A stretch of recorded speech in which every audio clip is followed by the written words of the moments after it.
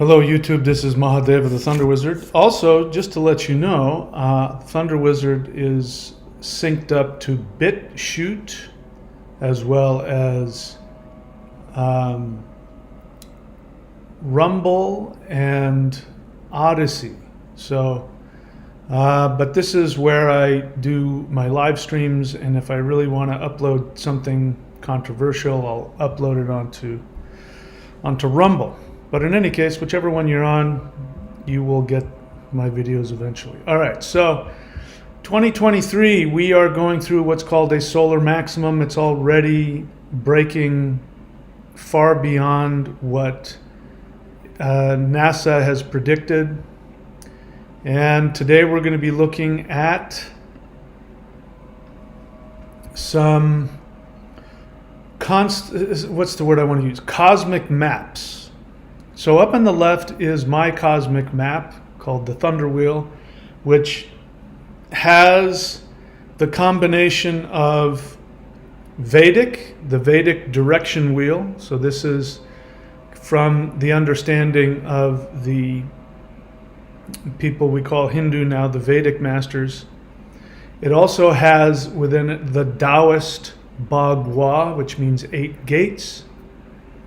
And then on top of that, I have, through research looking at the myths, found out the Norse cosmic map, pre-Christian cosmic map of Europe.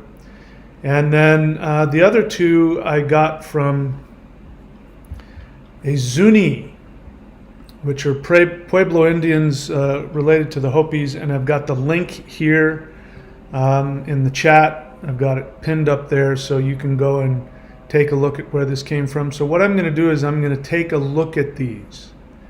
So I guess what we should do first is give a little background. So, you know, what's happening for me on a personal level is all of my 40 years of research and practice are finally crystallizing into a single message. And, you know, if you're new to my channel, there's a very good chance that you are not aware of all of the things that I have done in my research and spiritual practice. Of course, I started out as a born-again Christian, and I went to Bible college, and I was an exorcist. I didn't try to be an exorcist. Literally, I would walk down the street and people would say, "There's something inside of me and I know you can help." I was an 18-year-old kid. I'd walk into church to do, you know, some kind of, acting performance, some kind of skit.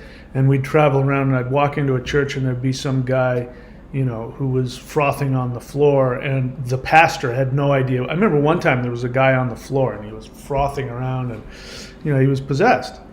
And the church, including the pastor, were peeking out from the foyer of the church. You know, he was in the foyer. They were peeking out from the, you know, the actual, you know, the church, the congregational hall. And I went down and I started doing my thing. And at one point I realized the whole church was watching me and nobody was helping me hold this guy down. So, including the pastor. And I remember saying, "Can somebody help, please?" You know, so I needed them to hold him down while I actually did the exorcism. And so there was that when I was, you know, I was just a kid. At that point, you know, I was, the first time I did my first exorcism, I think I was 14 or 15, something like that. And then, of course, I walked away from Christianity, and I did the most important stuff that I did, which I'm sharing about here, is my 12-step recovery, which I've got 40 years in. And it's not important what particular 12-step group, that's not important. But that's really where I get most of my wisdom on how to live life. It's also what gives me the ability to know what the hell is going on with you. I can tell when you're wrapped up in your narcissism and your crap, and that's how I know. It's 40 years of doing that with myself gives me the ability. You know, if you spot it, you got it. So if I see it in you, it means that I've got it or I've had it. And then a few years after leaving Christianity, I got involved in Taoist internal martial arts, which, as it turned out, was the Maoshan, which is the most esoteric, most powerful energy practice of the Taoists, which even, I found out very quickly, just because it was a Taoist practice, I once walked up to a Taoist temple. It was called the Taoist Temple of North Hollywood, and they taught Qigong and Tai Chi, and I walked up and told the guy, what I had practiced, and he was my friend for a little bit, and when I came back a week later, he wouldn't let me into his studio. He was so afraid of me. And so I learned from that, and I've since come to find out why that was, and I talk about that if you subscribe to the Warrior 90-Day Challenge, the Maoshan practices. I tell you about why that is. And bottom line is, it was just so powerful. Even powerful Taoist masters were afraid of the kind of power that I was learning to understand. And then I got involved in Kundalini yoga, and I trained with a Kundalini yoga master who's still one of my teachers. And I stumbled into learning sacred Yoruba West African shamanic drumming, and I learned how to open up portals using drum. And then about 10, 15 years ago, I started researching my own ethnic background, and that's how I started learning the runes and wrote books on the runes. And I was able to take all of these cosmic maps. So I learned first the Taoist Bagua, and then after learning Vedic mantra and ritual, I learned of the direction wheel of the Vedics, and I saw that they were exactly alike. The Bagua, the Taoist 8 gates, and the direction wheel, when you translated all the meanings of the 8 directions, you found out it was identical. Different spiritual mythology and different symbols, but the meaning was the same. And I realized I was onto something here, that this was not something that human beings were just making up. This is something that shamans were either discovering or were being given this information from some other place other than the world that we live in. And then, of course, I read the Norse mythology, and I found that it's the same. And so that's what you've got represented here. And then today, finally, today, up until now, if you had asked me, because people always want to ask about Native American traditions, and I'm not Native American. I've never trained with Native Americans. I, like all white people in modern, society since the 80s, I've read all kinds of books. It was really popular in the 80s, especially 80s and 90s, reading books about Native American spirituality. And I found out very quickly that nobody agreed on anything. And nobody seemed to know what the hell they were talking about. Native Americans were quite offended, because they saw it as, white people stealing their spirituality. The last thing they had left, and white people were stealing it. And that doesn't bother me so much because, I don't think that spiritual practices are owned by anybody. But people didn't know what they were doing. They had no idea what they were talking about. And it was clear they had no idea what they were talking about. Or they couldn't agree with each other. So I dismissed that. Now, I have mentioned the Hopi myth numerous times. I've written about it. And I make it very clear. I didn't learn this directly from any Hopi shaman. Sorry, they don't like to be called shamans. I didn't learn it from a Hopi wisdom keeper. I learned it from watching videos of Hopi wisdom keepers talking about it. And by the way, while we're on it, the blue star Kachina is nonsense. It was made up. And I have in the chat here, I have a link to a video of a Zuni wisdom keeper talking about that, and he'll tell you that whole blue star Kachina thing is nonsense. It's made up garbage. Because the Hopis and the Zunis and the Pueblo Indians, they are recognized as, even by tribes around them, they've been recognized as the ancients that hold the dances and the practices that, keep the world in line. And the Pueblo Indians have not revealed to the public even the meaning. People know what kachinas are. Even when I was a kid, you could go, driving through the Southwest, and you could go and buy a kachina doll as a kid, but it didn't mean anything. You didn't know what it meant. So they have not shared with the world, to my knowledge, their knowledge. And so I stumbled upon this YouTube video. I've got the link in there, a Zuni guy explaining it. Now, here's the interesting part.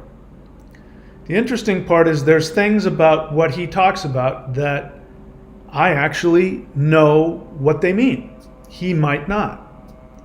And the only reason I know what they mean is because of all of this research I've been doing my whole life, putting this stuff together. The rituals that I teach based on using the thunder wheel, I call it here, it works. And if you don't believe me, read the books. By the way, people, I have books. I would really love to know the percentage of people watching me who haven't read my books. Thunder Shamanism talks about the thunder wheel. Advanced rune shamanism.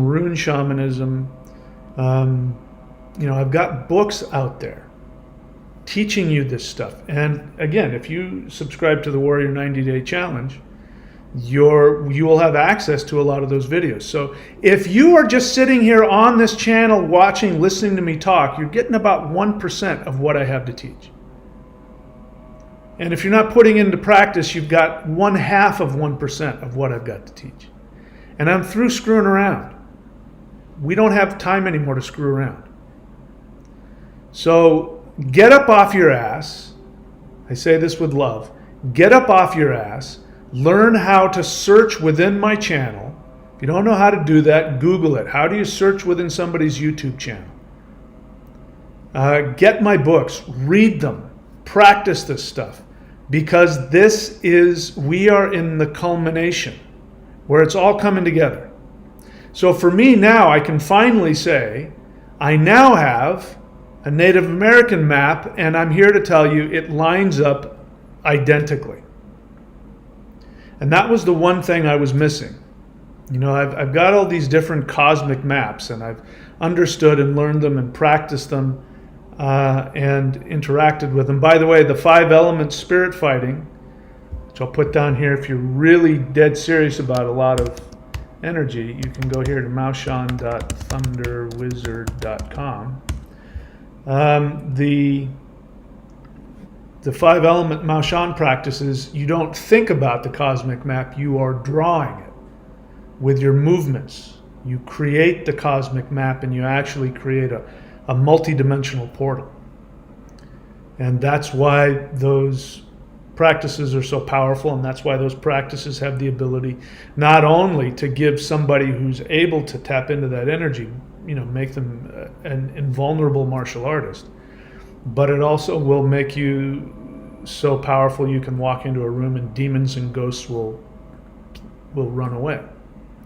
It's because this map is teaching you how to interact with multiple dimensions. So again, if you're watching my channel, my heartfelt suggestion of love is stop screwing around. Get up off your ass and take advantage of all of the things that I put on this channel. And don't just come on here and watch the live streams or watch a couple of videos, because you won't know what the majority of what I'm talking about. And then, more importantly, put it into practice. Okay? And there's no excuse. I've given it, there's enough stuff on the free channel that will give you the ability to do that. So nobody listening to me has any excuse. Unless you just don't want to, which is fine. You don't have to do anything you don't want to do. So let's get into it. So first, let me break down this, what I've called the thunder wheel. And here I've tried to put together pretty much everything I can. And so if you look up here, the symbol is called an ASCENSION, which means helm of awe. And it is it's not just a Norse symbol, by the way. You can find it all over the world. But I was really blown away when I saw it. I saw this exact symbol in an ancient Vedic tantric, sigil book, and it had the same exact symbol, and it had the same exact meaning. And it was called an Ashtanga yantra, the 8-limbed yantra, and it meant, destruction of evil. Destruction of corruption is how it's listed in the Norse book of spells that you can find this in. So this is an Indo-European symbol, and the Norse and the Vedics are both descended from the original Indo-European people, and there's no doubt in my mind comes from them, if not from, whoever came before the Indo-Europeans, the Yamnaya people. So we've got that symbol. That symbol is a very powerful symbol, and I've learned a way to draw it. If you wanted to draw it, there's a way to draw it, but I'd have to teach you privately, because if I put it on video, people could hurt themselves. I know, because I hurt myself when I first started playing around with it. But in any case, this symbol is very powerful, and you can see 3 repeated over and over. You've got the what looks like a pitchfork at the end, which has 3, and then you have those 3 lines going through it, and so 3 is a deep symbol associated with Odin, Vili, and Ve. The 3 ones, Shiva, Brahma, and Vishnu. This is repeated everywhere because this is an energetic fact. It is not. This is really important. I want you to listen to me. I've said this in all of my books. Now, bear in mind, this is 10, 15 years ago. So I didn't know a lot of the meanings of all of the stuff that I know now. But if you read my books, there's a phrase that I repeat over and over again, which is, and these, this is found in an unbroken connection into prehistory. And I kept repeating that because at that time, when I was coming out with this Thunder Path, there was no shortage of neo-pagans who had no clue what they were doing. It's not their fault, because the knowledge had been gone for a long time. There was the pseudo-Celtic Wiccan pagans. Don't get me wrong, anybody who puts their time and effort into learning some power will find it. So there's no doubt in my mind that there are powerful pagans and Wiccans.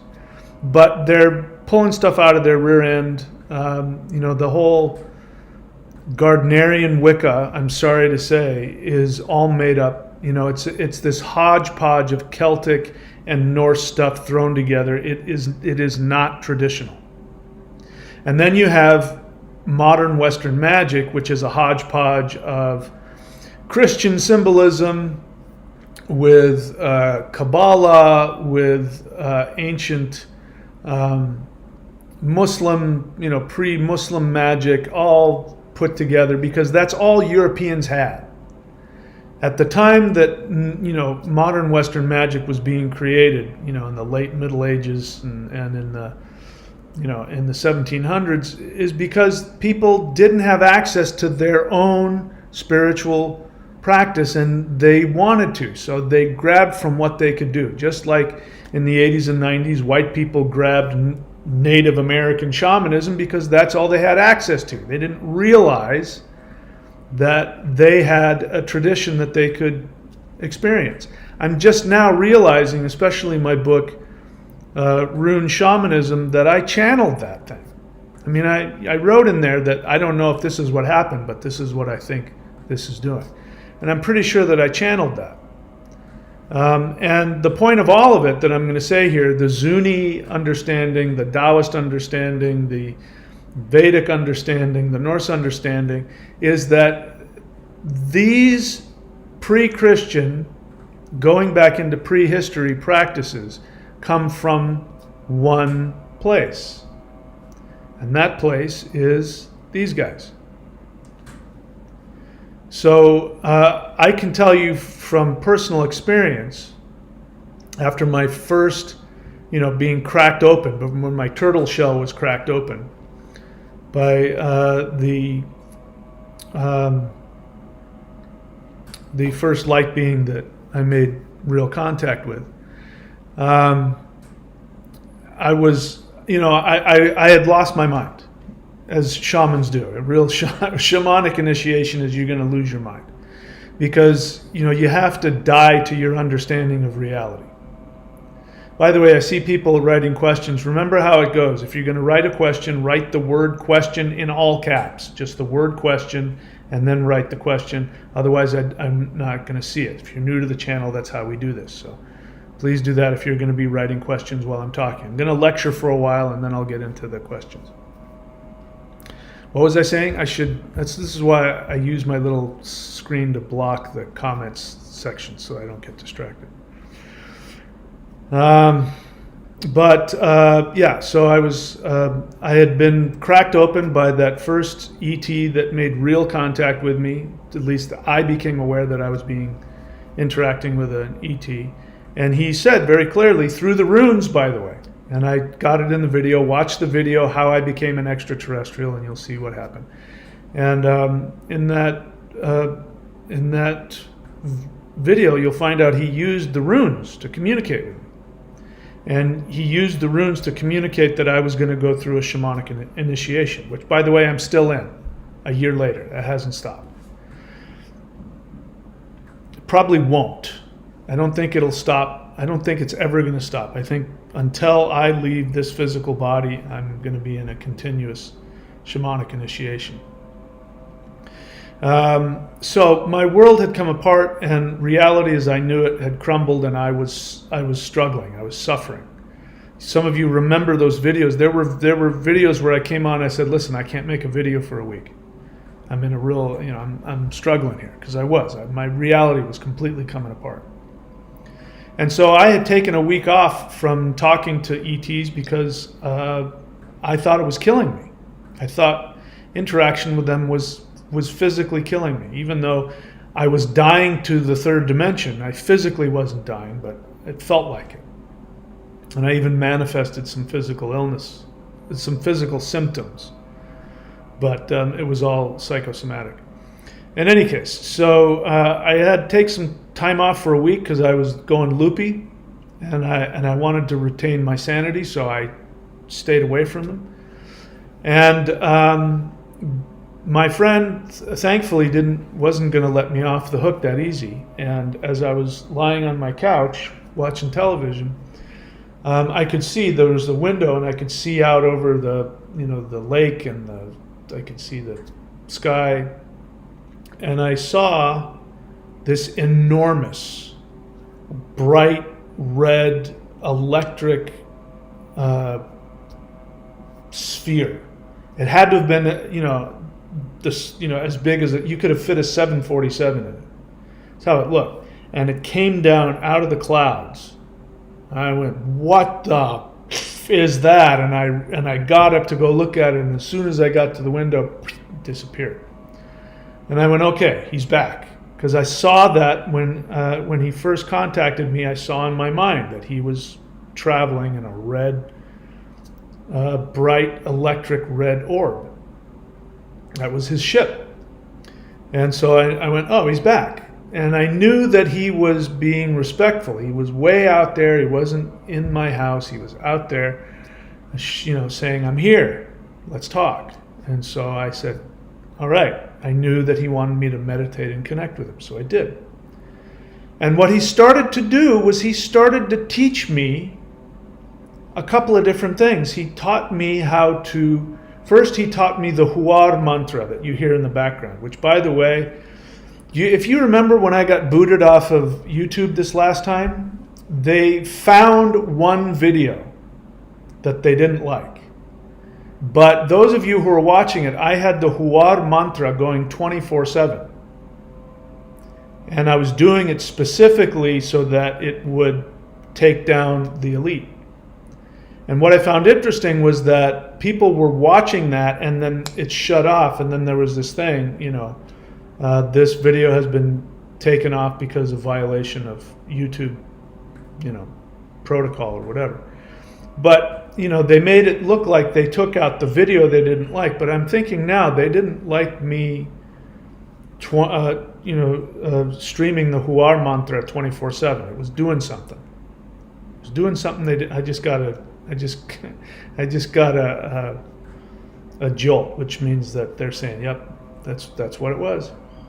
So I don't do that. I don't live stream those anymore because I don't want to lose my channel.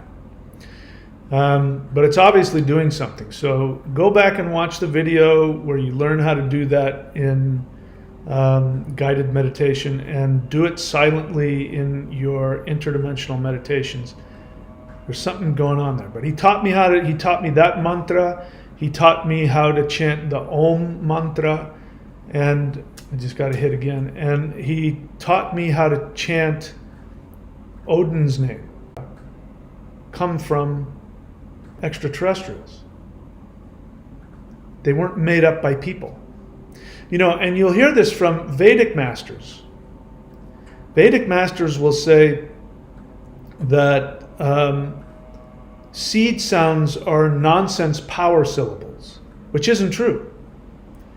The truth is that the seed sounds, Om, Shrim, Lam, Vam, Ram, Yam, Ham, all those seed sounds are actually the building blocks of language.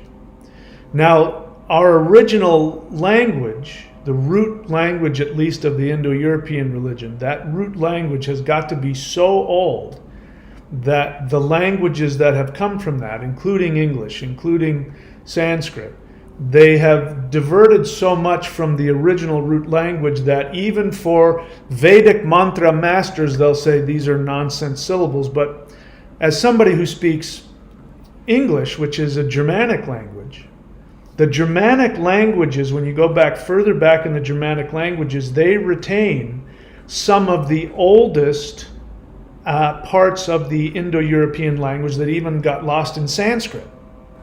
So I can look at both of those languages and I can see where they connect, and I can go, no, that lam, for instance, the root seed sound for the root chakra, lam, L-A, what is it that you walk on? What is it that you build houses on? Land, land, land, lam.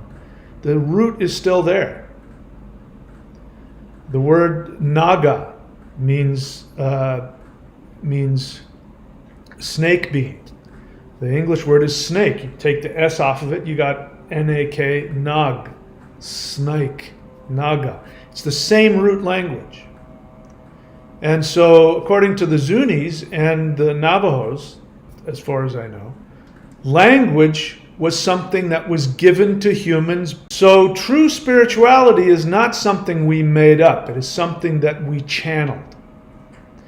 The ancestors, the great thing about the Zuni, what this Zuni master was saying, is that, what we call the ancestors, they understood that the ancestors means the light beings. And they are saying, he said something I've been telling you not because I read it anywhere, but because I learned it. That's what these guys taught me, was that extraterrestrials are higher dimensional beings that used to be human, and vice versa.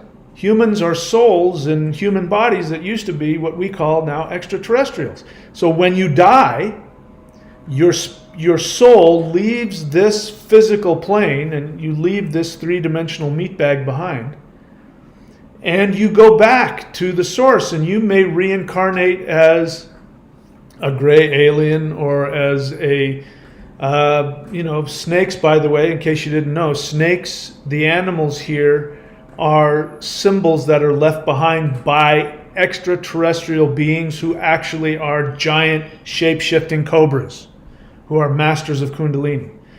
They taught us Kundalini meditation. They taught us how to rise up through our Kundalini up through the chakras. And what ended up happening, according to Vedics, is that human beings, those in power, got so frightened of the power that these beings had, and that other human beings were learning this power of Kundalini, that they drove them off the planet. So they left. So those snake beings, but they left behind the actual snakes themselves. This is why snakes have such a powerful symbolic meaning of both, hidden knowledge as well as, fear. They have both of that, because human beings are afraid of true evolution. It's just the nature of being trapped in 3D.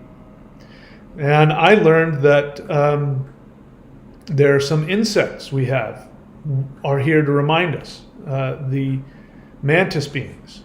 For instance, if you've ever seen a mantis up close, I haven't until recently. The last house I was in a month or so ago, a mantis got in the house. How that happened, I don't know.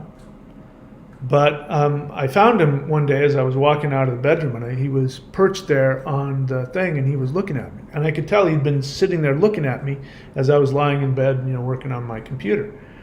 And it was very clear. I knew my mantis friend was telling me, I'm here, I'm watching you. Since that time, if I see a snake, I can tell, depending on which direction the snake is going, I'm going to get a visitation, and I'm going to get some, either I'm going to get healing, or I'm going to get a certain message, or, something like that. And so if I see a mantis, the other thing is grasshoppers. Grasshoppers are associated with ETs. And, I was coming home one day and I was having a tough time, because this stuff is not easy for me. This continuous, download is, expanding me and morphing me in ways that's not necessarily the easiest thing to go through. It's wonderful and it's blissful, and I'm not complaining. Just telling you, it's not easy. And I came home one day, I was having a tough day, and this grasshopper, as I'm coming up the stairs, he literally bounces off the thing, and he bounces off of my heart center, and then, flies away. And I got the message. They're like, we're here. We're taking care of you. You're going to be all right. So this is the world that we live in. All right, so that's the background of all of this. So let's decode the Norse Bagua. So this, again, is the combination of all of the things in Norse mythology as well as Taoist and Vedic, although I'm putting it into using my own words. So up there at the north, you have the water element, you have Odin, potential, intuition, Niflheim. To the right there, going clockwise, which is how energy comes into our reality, is clockwise.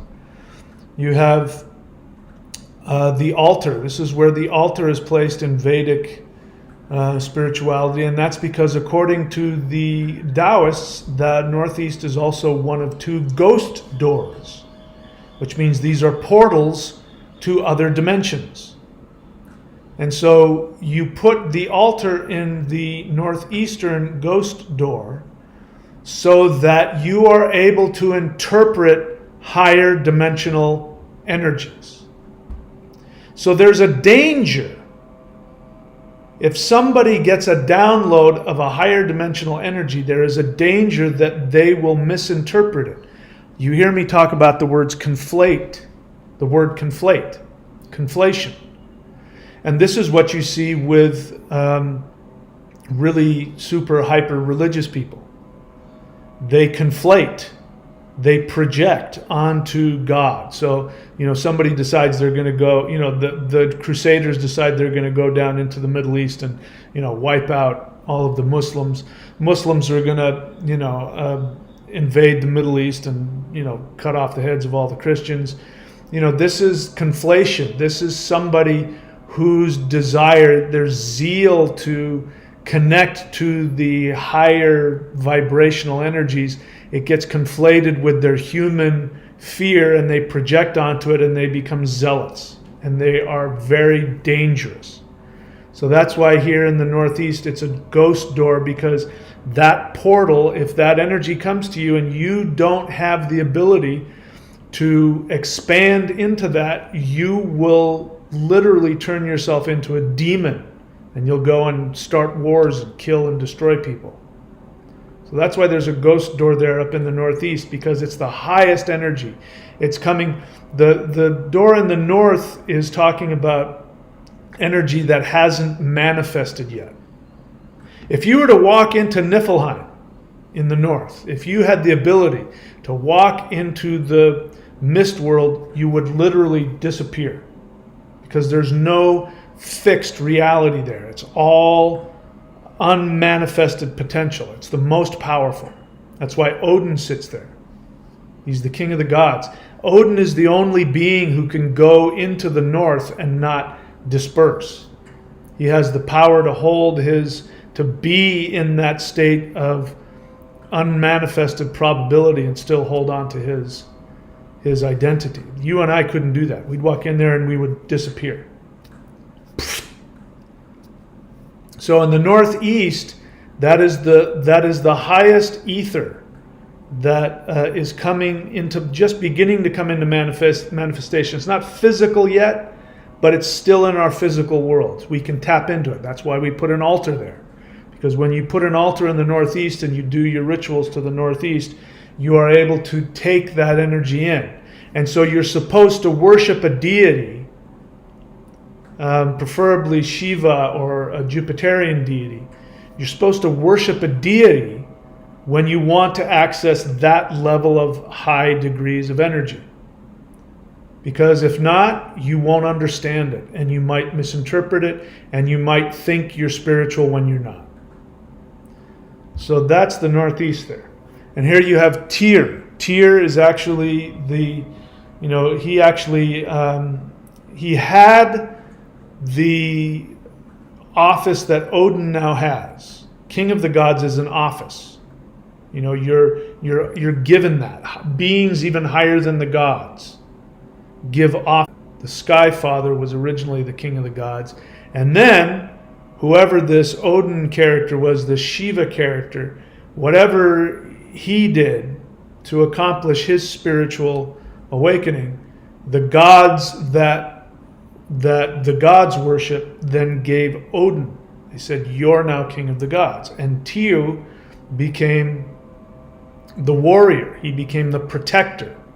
So Tyr then became the deity who holds at bay the forces of narcissistic destruction. That is the symbolism of Tyr losing his sword hand in the mouth of Fenris. And by the way, his hand is still there. Tyr is constantly wrestling with Fenris. If Fenris has his way, you will become a demon and you will destroy the world and yourself. If you are able to meditate and pray and you're able to evolve, it's because Tyr is fighting for your ability to hold on to your higher consciousness. His hand is still in Fenris's mouth and he's still got him bound, and they are wrestling around. That hasn't stopped. And when that finally stops, this world will be over. And so that is what Tyr is doing now. And this is in the northeast. You have Asgard, the fortress of the gods. There's only two fortresses. There's the fortress of the gods and there's the fortress of the Middle Earth. We need to have that fortress around us, because if all of these energies of these different dimensions were to hit us at once, it would destroy us, which is what's happening, by the way. Asgard is losing its protective sheath, which means we're evolving. So we're either going to evolve or we're going to devolve. Those are your two choices. You don't want to devolve? Great.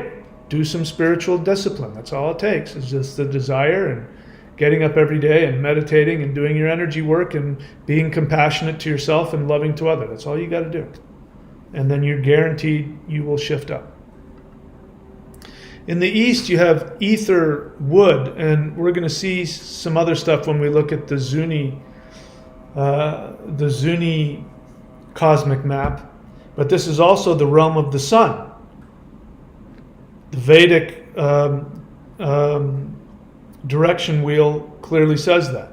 We know this is the case because Thor Thor's actual place is in the northeast. That's where Jupiter is. But Thor's office, he sits on his throne in the east. He goes up to the east to fight the giants. Why is that? In the east is the sun, the rising sun. By the way, the sun that we have now is a different sun. I just got another jolt. I remember, and those people who are as old as I am remember that back in the 60s and 70s, the sun was yellow, was not white. The sun is white, it's not yellow anymore. And in 2012, our solar system and our planets and all of the constellations around us moved 73,000 light years from the outer edge. This is a Mandela effect, go look it up. The outer edge of the Sagittarian arm, and moved through the black hole in the center of the galaxy, across to the other side of the galaxy. And we're now halfway in on the Orion arm. And our sun is different. That's my theory at the moment. I'm happy to be wrong about it, but I just got a jolt. I think I'm right about that. And the Mayans said that and there's talks among Native Americans about two suns, and you'll hear if you go watch the link I've got here from the Zuni guy, he'll mention it briefly that there's two suns. Well, we have the second sun now. The first sun is the one we had before 2012. The second one is the one we have now, which is why the energy that's hitting us is changing things, because it's a higher vibration. Yellow is a lower vibration than white. It's a higher vibratory sun. So in the sun is the east, and in the Vedic scriptures it says, by the way, Thor and Indra are the same person. Again, if you read my books, you will know this. If I'm telling you that Thor and Indra are linguistically the same person and you don't immediately know what I'm talking about, it means that you haven't read my books or listened to the videos where I explain to you from a linguistic perspective why that is. I'm not going to do that right now. But Indra, it says that Indra, sorry, let me see if I get this right. That Indra sits in the east, in the realm of the sun, to gain a longevity and the power to rule. So Indra was originally the king. He's not the king anymore. Odin's the king. Shiva's the king. This is why Indra has been demoted in the mythology. So it's very clear that the power to rule comes from the sun. Indra, even though his home is in the northeast, he travels to the east, and there he protects the ego. And Thor's rune Thurisaj is the rune of boundaries. It's the rune of a healthy ego. And Thor fights the giants, just like Indra fought the giants as well. He fought the giants. The giants are ego out of control, narcissism, self-delusion, ego out of control. Giant just keeps growing and growing, and Thor uses his thunderbolt to keep them in line. This is why worshiping Indra is good for your ego. It gives you self-confidence, and at the same time, you don't become a narcissist. The sun is the ego; it's the soul. But in human beings, the sun represents our limited human ego. So Thor stands between us and the sun so that we can have a proper ego. Remember that, because that'll come up later. In the southeast, you have the human door. And this is where you have magic and meditation. You have the Manaj rune. You can see the runes are there. I couldn't fit all of this onto this. This is partly me and partly somebody else put this together. One of my students, I think, put this together. I don't remember who it is. My apologies. But you can see the runes if you look there closely enough. You can see the runes in each of the directions. The runes, again, the mantra came from the ETs, given to human beings. Language was given to humans by the ETs. And language was magical. In case you didn't know that. The first language that we spoke was pure magic. Just got another hit. Whenever the first human beings that spoke the first language would manifest. If you said tree, a tree would appear. Whatever the original word for tree was. And in the Navajo tradition and in other traditions, the Tower of Babel is the closest thing we get into the Abrahamic tradition. At some point, human beings were misusing this power, and so the light beings took that power away, which means they screwed up our language. So if you just alter it a little bit, then you're safe. You can still communicate, but you're not going to, blow the world up just by speaking something because you weren't paying attention. So this is where mantra comes in. The same thing with the runes. The syllables. The runes are syllables. Fu, thark. The F sound, the U sound, the TH sound, these are syllables. And each one of these syllables controls one of the fundamental vibratory aspects of reality, which is why rune shamans are incredibly powerful. And, some people can't, I'm one of those people, some people can't chant runes because, it's just too powerful. So I don't mess around with runes unless I'm dead serious about what I'm doing because, and I've got on here, if you go and watch, I've got a series and I teach about each one of the runes in videos. When I did that, I would have to take the whole week off. I would teach 1 hour about one rune, and then I have to take the whole week off because that rune would come into my life and would, expand me in ways that my human person had a hard time dealing with. Some people can chant the runes all day long, doesn't do anything. So all of us are different. But if you're a shaman, like if you're built that way, if you chant the runes, things are going to happen. And they're going to happen through you. You're going to be the portal through which they come. So this came from them. What else? So you've got the human door. So that is where humans learn to meditate, is in the southeast. In the south, we have fire. We have death. This is going to be important.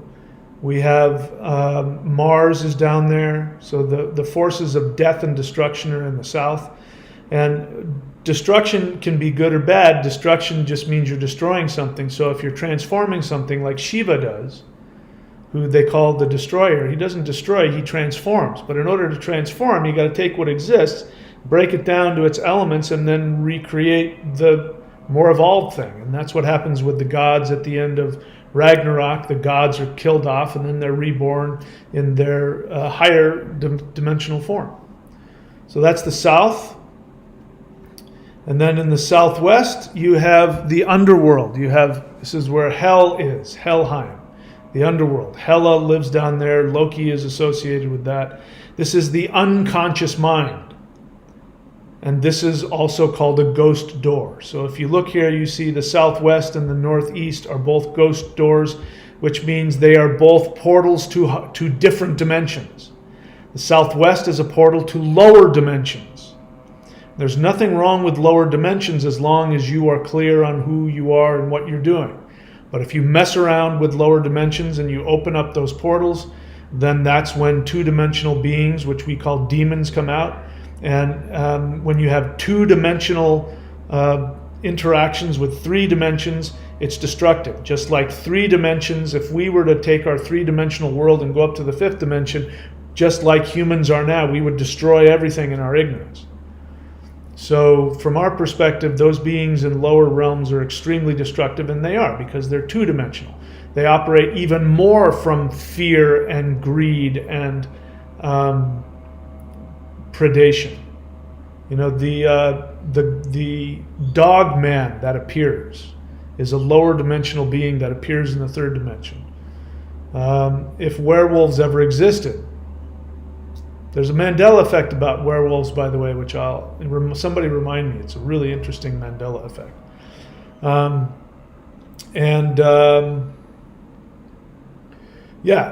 But your unconscious mind is where you have all of your unprocessed stuff. That's why Helheim is in the southwest, because for people who have not accomplished awareness in this life, if you've caused a lot of damage to yourself by running away from your soul and you made some mistakes, you're going to go to Helheim and you're going to be treated well, you're going to rest and recuperate, but you're going to take a look at your life. And you're going to take a look at all the things that you did and the mistakes that you made and how you acted selfishly and out of fear. That's what, that whole life review is. That's Helheim. That's the underworld.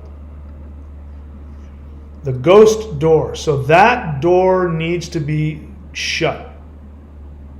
You can go down there as long as you're doing it, to work on yourself. But if you do any rituals and open up that door, this is what happens when people do Ouija boards. Ouija boards is opening up the lid to the southwest. And that's why, there's no shortage of stories of people doing Ouija boards and demons coming through. That's how it's done. In the West, we have the Vanir, we have experience, we have wisdom, the air and the metal element. In the Northwest, we have the door of ascension. Now that's me. I put that there because, as you can see, directly across the human door is that door. And in the Taoist feng shui tradition, the Northwest is the direction of the helpful advisors, which is none other than the light beings, ETs. My ancestors called them the elves, the shining ones. If you translate, you go back far enough and you learn the meaning of the word elf, it means shining one. It doesn't mean a little tiny gnome with pointy shoes making cookies in a tree. That's not what an elf is. An elf is a shining one. It is an ET.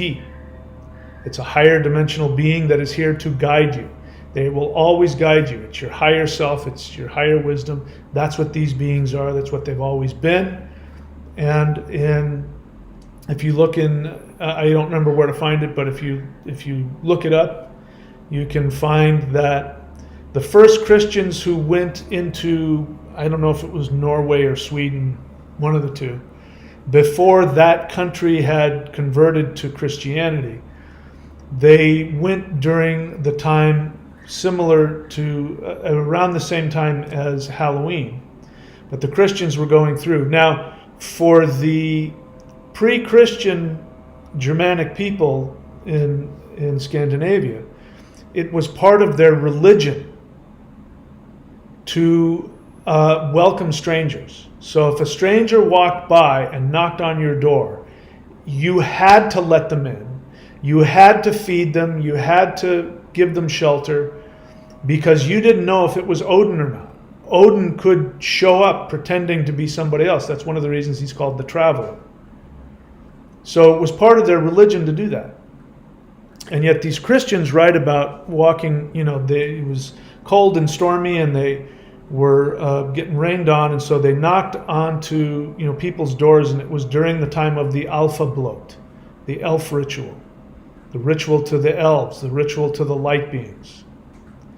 And it was such a sacred time that Christians weren't allowed on your property during that time because Christians didn't believe. They were, what we would look at now, they were, infidels. They had rejected the truth. And as long as it wasn't during the Alpha Blot, you had to treat them with kindness and love and allow them in and feed them and clothe them. Even if they were going to go on and preach their Christian thing, you had to do that. But they weren't allowed on your property during the Alpha Blot because that's when the light beings were going to come. And if you've done CE5, if you've done interdimensional meditation, guess what? Light beings will not show up if you have anger, if you have violence within you, if you have so much fear that you're actually filled with violence, because of your fear. They can't show up. They won't show up. You won't be able to notice them, and they are actually, when you're overcome by your fear, that actually drives them away. And so Christians would have thought, if an elf showed up, a Christian would have been afraid, would have thought it was a demon. And so because of that, if you went onto a pagan's property at that time, they would chase you off with pitchforks and knives and swords. And the Christians were like, what's going on here? These guys are chasing us off their property, threatening us, chasing after us with pitchforks. Get off my property. This is an alpha bloat. This is a sacred place. Get out of here with your blasphemy. There was another historical writing I remember reading about, and there was a guy in Scandinavia. He was rich. He was a landowner, and he wanted to be part of, he wanted to continue to be rich. And because Christianity had taken over the rest of Europe, and it was starting to take over Scandinavia, he wanted to be rich. He wanted to trade with rich people in England and France and Italy and whatever. And so in order to do that, he had to become Christian. He obviously didn't have any religion. He didn't care. So he just became Christian because that's what you're supposed to do. But he'd lived on his family's land, which had sacred places, had sacred stones and sacred trees on it. And that's where the spirits and the ancestors lived. And so, he became Christian. And what happened is the Catholic priest showed up, and he had the holy water, and he was chanting, getting Satan go away, and he's spraying holy water onto the plant, onto the rocks and onto the trees, because he knows that's where the demons live. And this guy's not thinking twice about it. And that night, his dead father comes to him and says, "Why are you driving us away? We're here to help you and protect you. What are you doing that for? What's wrong with you?"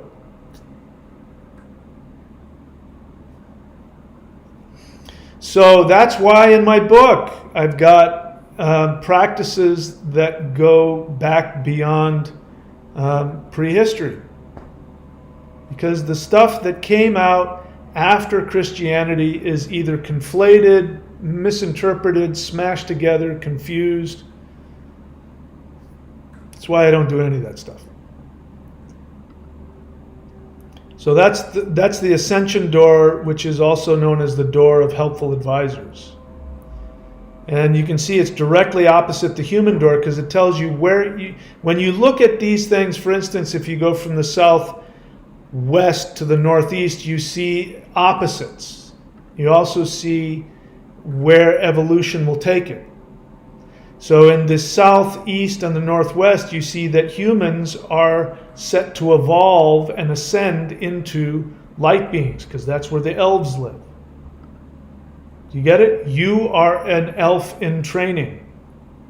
You are a light being in training. That's why light beings have been here. That's why they're the helpers and the guardians. That's why they've given us language. They've given us spirituality. They've given us spiritual technologies, mantra, runes, qigong, tai chi, the 5 elements. They're still doing it. The Awakening the Immortals qigong is something that was downloaded to me from them. If you've done it, you know how powerful it is. They're still downloading this stuff to us. And then back to the north again, and in the center is where you've got human beings. All right, so that's the Norse Bagua. Let's take a look at the Zuni. The Norse Bagua. This is the combination of Vedic and Taoist and Norse, which is what I had put together, because that's, I had access to that. I did not, until today, have access to the Native American tradition that I can tell is the real thing. And you're going to find out this is the real thing. So here's, according to this guy, this is, how he was taught since he was a kid, in the Zuni tradition, and he's fairly old, so it goes back pretty far. And he was told this. So in the north, you have the gods, the ethereal and benevolent beings, the UFOs. And to the right, you have the upper worlds. What does that correspond with? Asgard. And if you look at that, Asgard is Mount Olympus. It's the Mount of the gods. So that corresponds. In the east, you have the galaxies.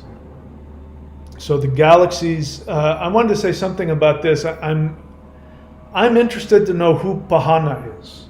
I mean, I know who he's supposed to be. He's supposed to be the elder white brother who comes from the east, and he brings the missing part of the tablet. Like he has a broken corner of a tablet, and he'll be able to show up and put the corner of the tablet together. He's supposed to come from the east, and he's the elder white brother, and he wears red.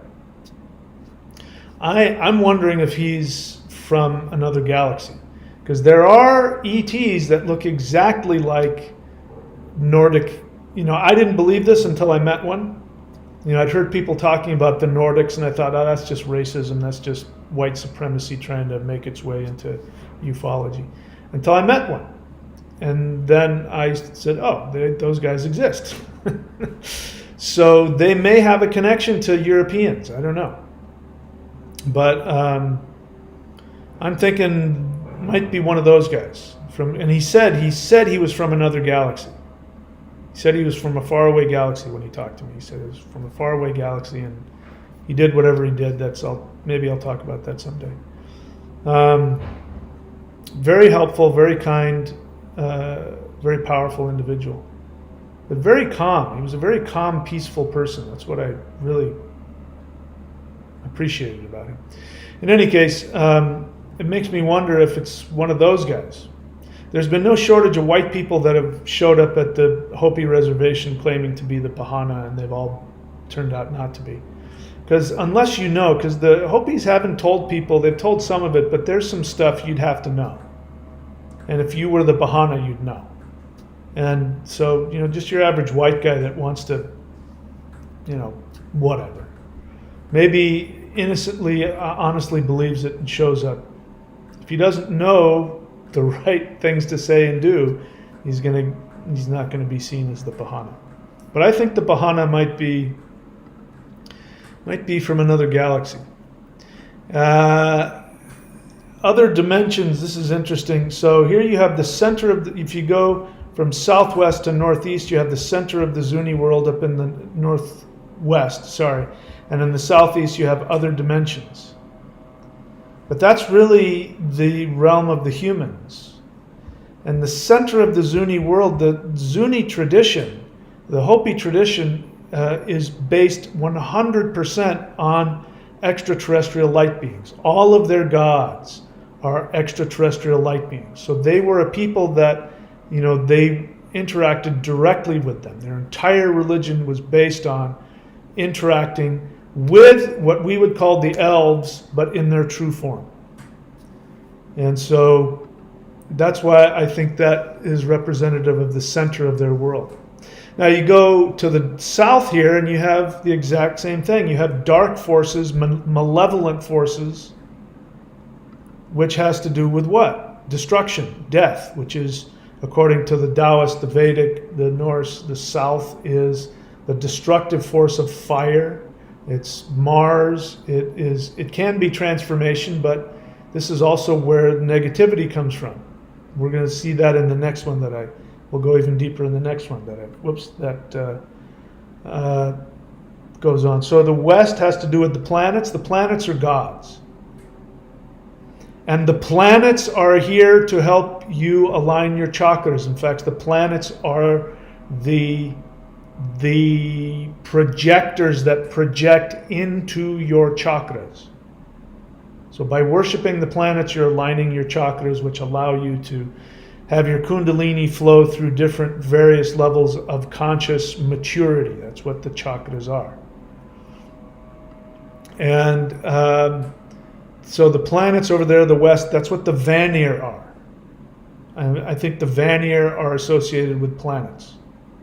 Planets are higher dimensional beings that have come into the third dimension, and you know that because they're in the shape of an orb. That's how you know that they're a higher dimensional being, because any physical object in the fifth dimension, if it were to come into the third dimension, manifests as an orb. And that's just not me talking, that's actual physics. If you talk to a physicist and you say, what would it look like if a fifth dimensional object were to come into our existence? They would say, oh, it would start as this tiny little ball and it would grow into this orb. Just like if we were to stick our finger into the second dimension, for the second dimension people, it would be like this little thing that then turns into a line, and the line gets bigger and bigger and bigger, and then it disappears. You could be sticking your finger through their dimension. They wouldn't see a finger, they'd just see this line appear and then disappear. Same with our dimension, the third dimension, a fifth dimensional being sticks his finger in and you see this orb appear and disappear. And that's what the planets are, that's what the sun is. You get it? We live in a three-dimensional projection. So when higher dimensional beings interact with us, it's always going to be weird. And they always have to communicate through symbols and through numbers and through flashing lights. They can't just talk to you face to face in the same way that we wouldn't be able to talk to a two-dimensional being. They couldn't see us, they couldn't hear us, they couldn't understand us. We would have to figure out what kind of things can we do to the second dimension so that they'll get that we're giving them a message. So there's that. Now let's take a look at the next one that he put up. You can see it in the link again. Let's make this bigger. So it was kind of a bummer because he didn't go into real deep detail into this. So you see up at the top, this is now, instead of 8 directions, if you deal with just 4 directions and you take all of the 8 directions and you put them into 4 directions, this is what you end up with. By the way, this is why shamans wear Celtic crosses. This has been the symbol of the shaman for thousands of years. This is why even, Catholics had these Celtic crosses, not because Jesus was sacrificed on a equilateral cross. It's because it's a holdover from what shamans used to be. The original symbol for shaman in Chinese is a Celtic cross. You wrote it down. If you wanted to write the word shaman in an ancient Chinese script, you would write a Celtic cross. So the Celtic cross is our 3-dimensional experience. This 8-limbed thing, this is now higher dimensional stuff, symbolized the best we can look at here in the 3rd dimension. I've got other stuff I talk about it. Maybe I'll bring it back up again. But here you've got, again, 8 worlds. You take these 8 worlds and you put them into 4, and it's going to look like this. He didn't get into too much detail, but so the north is going to be the spirit world UFOs, raw people. That's interesting. He didn't explain what raw people are, but I think raw people means, the gods. So gods are beings that have not manifest into 3D, which means that they're very pure, very powerful, very bright. It also makes them challenging because from our perspective, they come across as dualistic because we don't know how to deal with that much purity. So I think that's what he means by the raw people.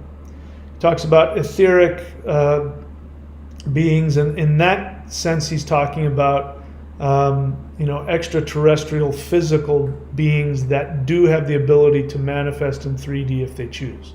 So we're not talking about gods, we're not talking about spirits, we're talking about higher dimensional beings that have a physical form. And multidimensional, etc., etc. And on the right, you see a star, and he mentions that, and the light world. And remember what I said about the East. The East is the realm of the sun, and here we've got it there, the light world. And that is the place, that's the place where the Northeast actually comes into physical manifestation, is in the East. The East is the first place that you get actually something physical, even if it's just a ball of hydrogen gas. It's where things first come into reality, and then it solidifies into an ego, a self, an identity. And then you go to the south, and here you have all the negative things: cults, evildoers, tricksters, negative entities. Two-hearted humans is one of my favorite ones. That has to do with, it's real simple. A two-hearted person is somebody who is not following their soul desire. It means that you have a heart, which is the center where your soul is. And if you are a single-hearted person, it means that you know what your soul desire is and you're living it, no matter what anybody in the world tells you to do. This is what I've been saying in my book. The most important book I have is The Shamanic Secret Commandment to a Perfect Life. The Shamanic Secret Commandment to a Perfect Life. If you're too cheap to spend the $10 to buy it, I read it on my channel for free. No excuses. Go study it. You want to become a single-hearted person? Learn what it means to tap into your soul desire and take action on it. It's not an easy thing to do. There's a lot of people that really struggle, and I'm not saying that cavalierly. But it's, that's what we're here to be. We're here to be single-hearted people. A double-hearted person is somebody that walks away from that or acts contrary to that. It could be as simple as somebody that, you're a drug addict and an alcoholic. You know it's bad for you, but you do it anyway. You're living with a narcissistic, abusive person, but you won't leave because you can't tolerate the thought of them not loving you because you're still waiting for your parents to love you. That's a two-hearted person. You're running away from your soul. And on the other side, you could be a psychopathic murderer. I mean, there's a scale, but that's where the two-hearted people, that's what they mean by that. A single-hearted person doesn't mean that you're full of love all the time. Doesn't mean that you don't have fear. It just means that regardless of your feelings, you're going towards what you believe your soul wants to do.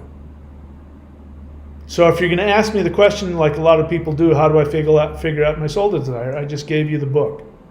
Go read it, go watch it. If you still don't get it, you can purchase a session with me at career.thunderwizard.com. You can scroll to the bottom and purchase a session with me, and so far I've been able to help everybody figure it out. I can't make you do it though. That's up to you. So two-hearted people and Mother Earth. So the Earth is also associated with duality. I mean, the manifestation of Mother Earth. And, it's sad that we're no longer able to just live on Mother Earth and be happy, loving, kind people. We've got to deal with all that two-hearted stuff and all that negative stuff. But I found that interesting that Mother Earth was there. She would actually be in the southwest if this was an 8-limbed. And then on the west, we have the connector. And he didn't talk about that too much, but I found that very interesting. In any case, the point I'm trying to make is that I finally now have the final piece of the puzzle. And I'm finding out that all of this is the same tradition. It's just been, and I'm getting another hit as I say that, it's the same tradition. It's been given to shamans all over the world, and they have manifested it in their own language, in their own symbology, but the meaning is identical. Meaning is the same. And we're now in the time where, as the Hopis predicted, all of the knowledge of the earth was going to come together.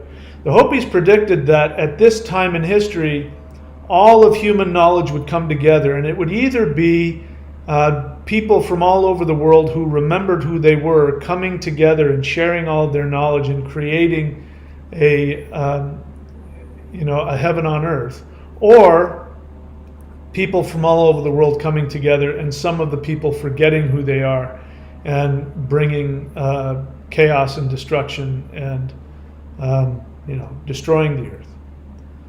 But we're at this stage now. Again, we have the new sun, I believe. Seems to me my ET friends are agreeing with me. I'm prepared to be wrong about that. I don't have an ego about that. But we have a new sun. We've had since 2012. And this new sun is now starting to heat up and give us higher vibrational energy, which is shifting our DNA, and it is starting to manifest a different world. And we have the this solar wave wormhole where two Earths are being created. I think we're probably in this stage now where Earth is just starting to split in two. I don't like any of this. I'm just going to be honest with you. I don't like any of it for all kinds of reasons. It's scary to think about. It's sad to think about some people being trapped in a lower world and not making to the higher world. That's just my codependents talking. They're going to be fine. They just need to work through whatever lessons they need to work through. And it's difficult for me because my rational brain just, I struggle with, I must sound like a complete lunatic. But if I'm really honest about, all the things, now I can look back on my entire life. I've been given these signals throughout my life, and it's finally making sense. There were things that even a few years ago I would say, I had this spiritual experience, and I still don't know what the hell it means. Well, I know what all of them mean now. And I know why I'm here. I know exactly why I'm here. And I'm learning more about that every day. And, and when you've got people like the Zuni and the Pueblo and the Hopi who have been saying exactly what now a lot of people are starting to hear and understand, which is, the Earth is going to start splitting in two here. This is where we're at. And people like me, out of the blue, out of nowhere, all of a sudden now I'm this conduit, as somebody called it. I'm an anchor for the fifth dimension. I thought that was a beautiful way to put it, but it's true. I mean, it's through my right ear. there's some kind of, they've anchored it here into my heart and my ear, and there's a part of me that's already connected to that, and it's like they're pulling on it. They're like pulling me into the fifth dimension through my ear and through my heart. And just a year ago, I was just some guy who did a bunch of esoteric stuff, but I was still part of the narrative, and I devalued people who were conspiracy theorists, and now you couldn't get more of that than I am now. And it's because these guys showed up when I asked them to. I asked them to show up, and they showed up. And I said, I told them, I want to take this as far as it can go. So if you want to have a deeper experience with them, they're holding back because they don't want to scare you. They're holding back because they know that you'll start to die to your idea of who you are. You'll start to die to the third dimension, and it'll be challenging. It'll be painful. It'll be difficult.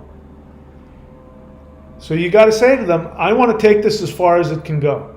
I'm willing to learn whatever. I'm willing to lose whatever. I'm willing to experience whatever I need to understand the truth. And if you do that, they will meet you at that level, whatever that is. I don't know what that is for you. But this is where everybody's going to be in this new Earth. Where is it? In this new Earth, everybody in that 5D Earth is going to be in that same reality. It's not going to be, I wonder if higher dimensional beings exist. I wonder if, there's life after death. Nobody's going to be in that state. Everybody's going to have at least the knowledge that it exists if they don't have a direct connection to it. Perhaps I'm wrong. I suppose we'll find out, won't we? All right, so that's it for me. I'm happy to take questions. If you have a question, write the word question in all caps. And then just write the question in normal script so I can see it. Also, write your feelings. Notice I didn't say write down the word opinion or observation. I'm not interested in that. I want your questions and your feelings because those keep you open to shift. And if you learn how to get into that state of mind, the higher dimensional beings can work with that. All right. Chris Sayok, if you didn't hear me say that a while ago, it's not his fault. He says, what do you make of the differences between the earlier and later heaven configurations in the Bagua? One is 3D physical reality and one is spiritual. And that's pretty clear. That's pretty much what they teach you. So pre-heaven means pre-heaven. Post-heaven means after you've manifested from heaven. That's how it works on this three-dimensional world. Before you manifest, you're up in pre-heaven Bagua. So he's asking, in the Taoist tradition, they have two 8-limbed cosmic maps. One is called the pre-heaven and one's called the post-heaven. And it's very clear. You're taught how each one of them works. They do different things. They have different things that you do with them. But the practical one is the post-heaven. That's the one that we need to understand this physical world and the directions and all that kind of stuff. Kazoku, question. Should I face the northeast while meditating, or should I face my altar facing the northeast? Why do you guys make it so difficult? Why is it so complicated? The altar is in the northeast, and you always sit in front of your altar. So you will be facing northeast. Your altar will be in the northeast corner of wherever you are, and you will be facing it. It's okay that you asked the question. I understand. It's okay. What else?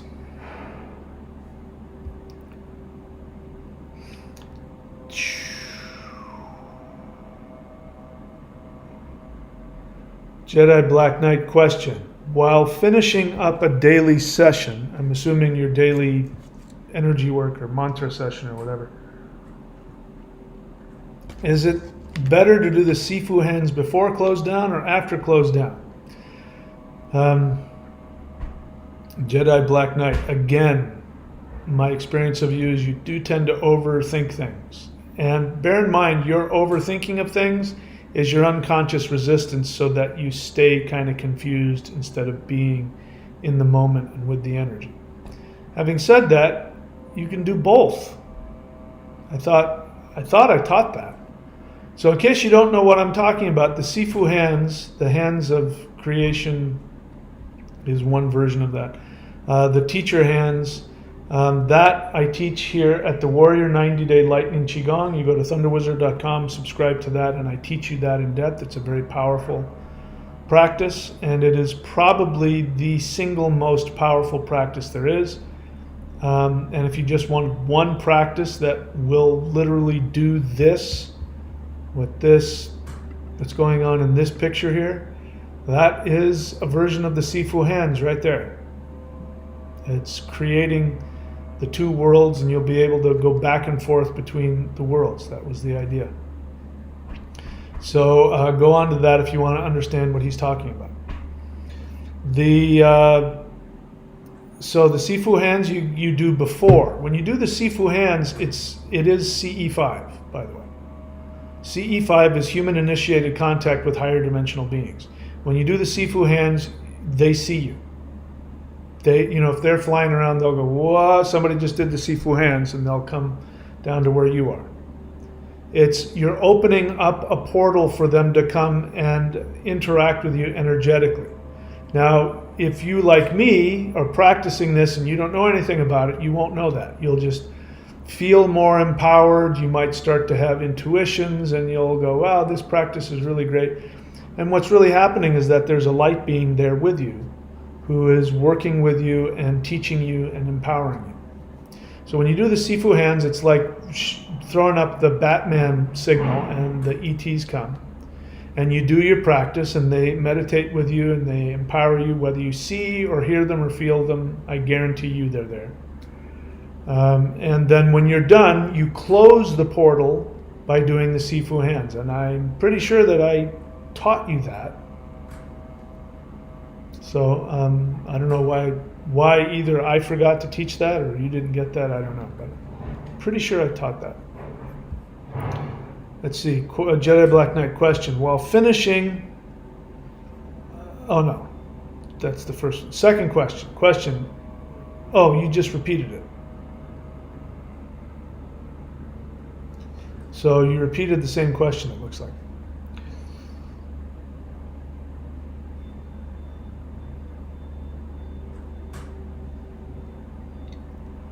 Clovia Padilla says something interesting. She says, I was at a Star Knowledge conference in 2012 and I saw the sun turn on. It changed in front of our eyes. Yeah, because there's somebody else said that too. They were, they saw the stars shift and change. By the way, if you go on YouTube, you can look for it. There are scientists talking about how trillions of stars have disappeared. And they don't have an explanation for it. I do. We moved 73,000 miles, and we took our solar system. We didn't take the yellow sun, but our solar system and all of the surrounding zodiac signs came with us because they're a unit. In case you didn't know that, the one unit that you are the center of. I want you to imagine this. Because if you can grasp this, you'll realize how powerful you are. Imagine you're in the center. You and your physical body with all of your chakras and your three dantians and the five elements, the three ones. You're sitting there in the center of reality, and surrounding you is the planets and the sun and all of the stars of the zodiac. That is all you. You, here in the third dimension, you are literally the projector that projects all those out. So if you're going to move 73,000 miles across the galaxy, guess what's going to happen? The sun, the planets, and all of the zodiac stars are going to come with you. But the stars that aren't part of that aren't going to go with you. Which is why now scientists are saying, yeah, stars have been disappearing. Trillions of stars have disappeared. Because they weren't part of that unit. They weren't part of you. You are the solar system. You are the zodiac. You are all of it. It comes from you. If you can accept that you're that powerful, then you're one step closer to shifting to the next level. Because that's all that enlightenment is. Enlightenment isn't some thing you accomplish by being a good person or by, we associate enlightenment with Christian salvation. Christian salvation is you're this worthless piece of crap and God decides, I'm gonna ritually kill my son because I hate you, and so I'm going to make you feel even more guilty by killing him. He didn't do anything wrong, and he's such a codependent, he's going to let me do it, and then I'm going to take his blood and smear it all over you so that when I look at you, I see his blood, and my hatred is satiated for you, and now you're saved. I'm not over emphasizing it. That is what is taught in the Bible. Go read it. Go listen to church. They're quoting from the Bible when they say God takes his own son's blood and covers you with it so that when he looks at you, he sees his son. I mean, that's just absolutely psychopathic. It's horrific.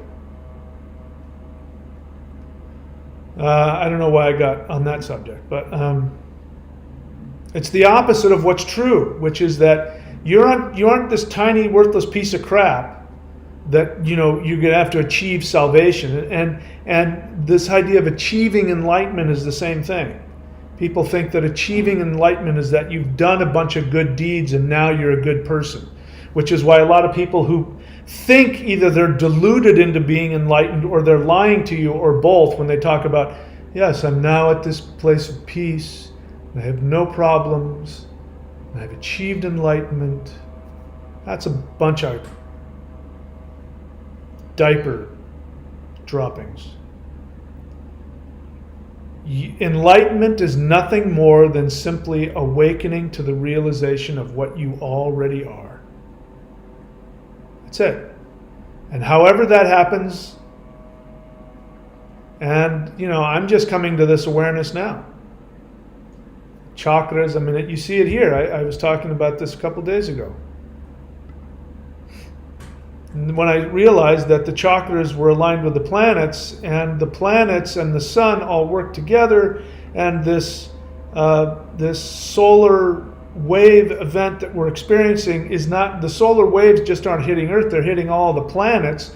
Why is that? And the planets and all the electromagnetic fields of all the planets mix together, so that when we get higher frequencies of electromagnetic energy, it's not just coming from the sun, it's also coming from the electromagnetic energy that's bounced off of the planets, and the planets are moving around for one purpose only: to give you your awakening. That's it.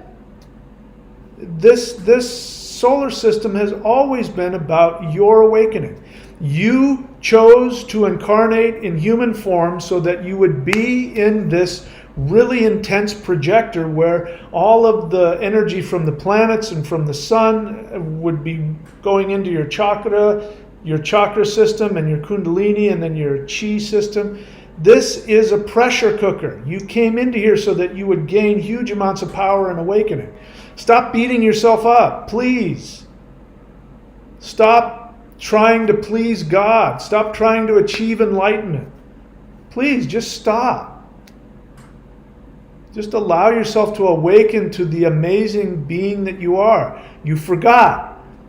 That's what happens when you incarnate. You forgot who you were. That's okay. Just awaken to that and accept it.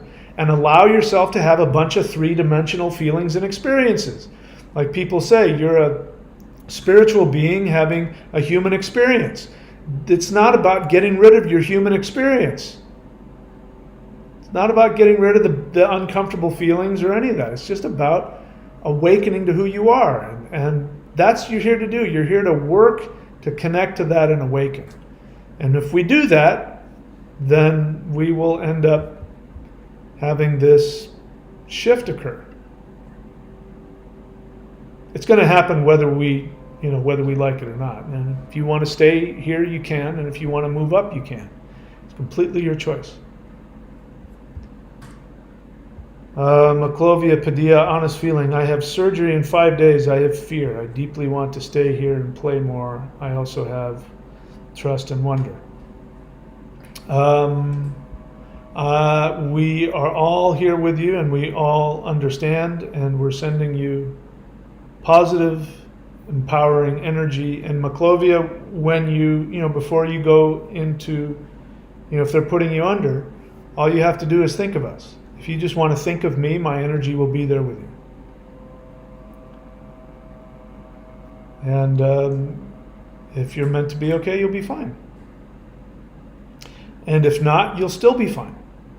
Because you'll break out of this human, you go, oh, and then you'll be a light being helping us.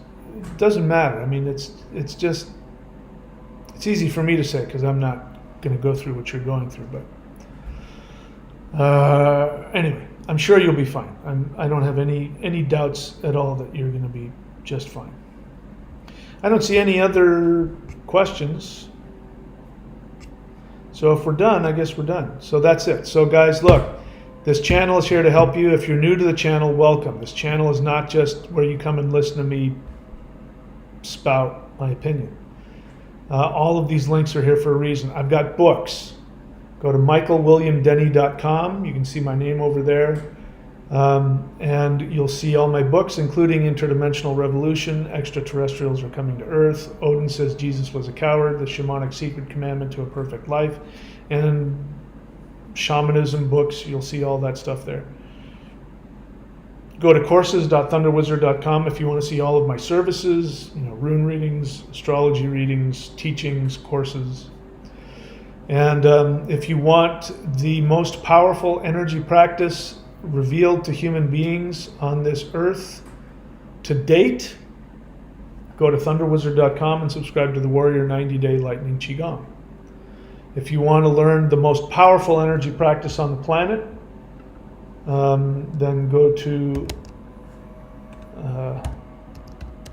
maoshan.thunder. So I don't need that in all caps. maoshan.thunderwizard.com. What's wrong with my spelling? Mao Shan. There. That took long enough, didn't it? Getting loopy here. Sophia Palumbo question: would you describe the result of these practices as timeline shift? So Sophia, that's not really a question. I haven't described it that way, but that is definitely one of the things. But no, I think that's too limiting. I think timeline shift assumes something I no longer believe.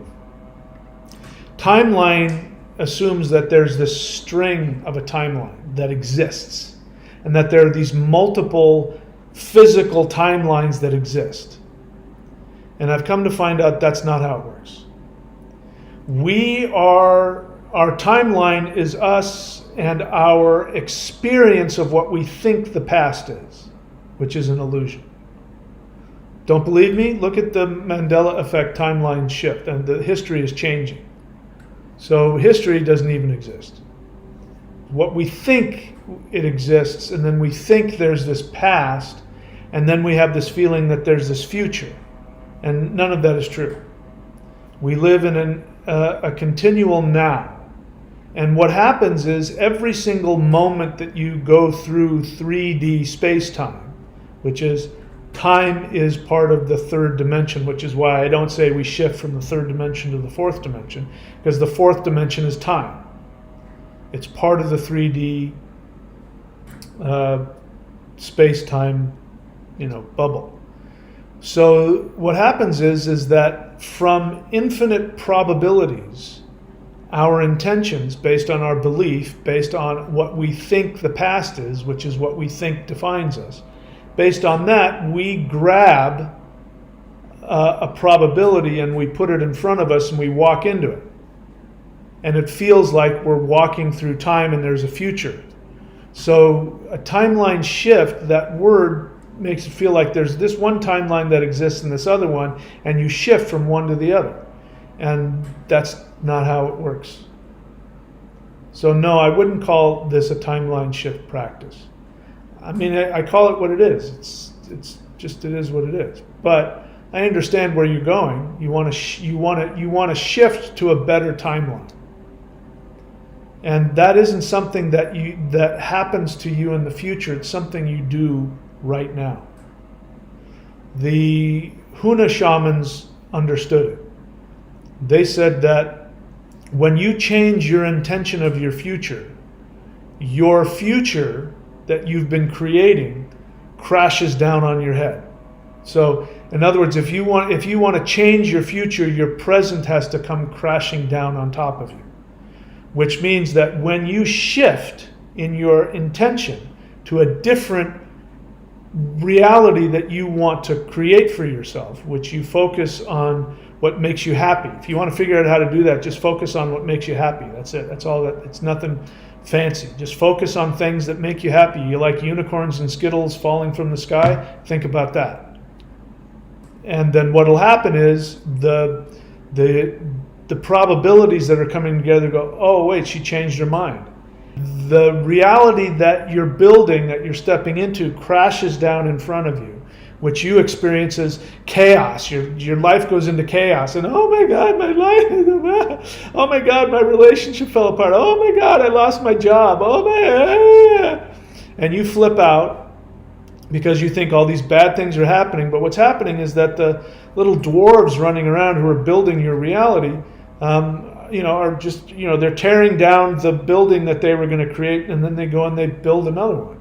And then you walk into it and you think, that you're on this new timeline. But it's always here and now. It's never been anything other than here and now. I talk about that in my book, Extra Terrestrials Are Coming to Earth. I talk about it. If you read it, you would know. It's the chapter that's called "You Are a Probability." That's what an ET repeated to me over and over again. You are a probability. Steve H. No, Sophia. And you say, as initiated by harmonic convergence in 1987. So, I got nothing against the harmonic convergence. I remember it. I mean, I remember people talking about it, and I didn't pay any attention to it. But all that meant is that people just shifted their intention. That's it.